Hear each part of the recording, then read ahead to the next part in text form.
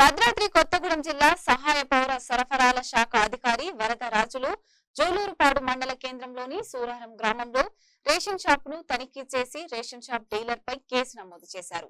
ఆయన మాట్లాడుతూ గత నెల 28వ తేదీన 78 క్వింటాల 10 కేజీల సన్న బియ్యం స్టాక్ వచ్చినా డీలర్ షాప్ తీయకుండా గ్రామస్తులకు రేషన్ బియ్యం పంపిణీ చేయలేదన్నారు. పంపిణీ ఆన్లైన్ లో నమోదు కాకపోవడంతో అనుమానం వచ్చి జిల్లా అధికారుల ఆదేశాల ప్రకారం తనిఖీ చేయగా సుమారు 12 క్వింటాల బియ్యం తక్కువగా ఉండడంతో డీలర్స్ పై కేసు నమోదు చేశామని వరదరాజులు తెలిపారు.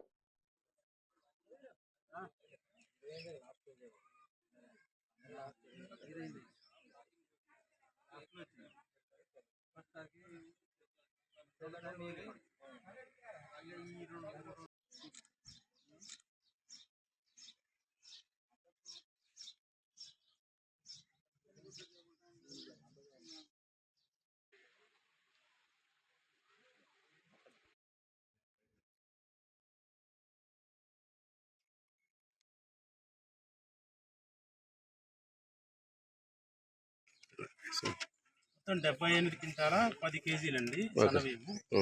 అంతకుముందు మార్చి నెలలో పోయిన సంవత్సరం 10 క్వింటాల 96 కేజీలు దొడ్డు బియ్యము స్టాక్ ఉండాలి. మొత్తం వచ్చేసి 89 క్వింటాల 6 కేజీలు. అయితే 28 తారీఖు నాడే స్టాక్ వచ్చింది, కానీ ఈ రోజు వరకు ఒక రోజు కూడా షాప్ తీయలేదు. జనాలకి ఎవరికి బియ్యం పోయలేదు. అసలు దాని మీద అనుమానంతో ఆన్లైన్ చెక్ చేసి ఇన్స్పెక్షన్ చేయమని వచ్చాము. చూస్తే అసలు షాప్ తీయలేదు, పైగా మళ్ళీ షార్టేజ్ ఉన్నాయి. దానివల్ల ఈసీ యాక్ట్ 1950 ప్రకారంగా ఆయన మీద 6A కేసు నమోదు చేస్తుంది. టెంపరీగా కాకర్ల డీలర్కు సేఫ్ కస్టడీకి ఇచ్చాము. రేపు ఎల్లుంట్లో వేరే వాళ్లకు ఇన్ఛార్జ్ ఆర్డీఓ గారు ఇన్ఛార్జ్ ఇస్తారు. ఆ డీలర్ ద్వారా నడుస్తుంది.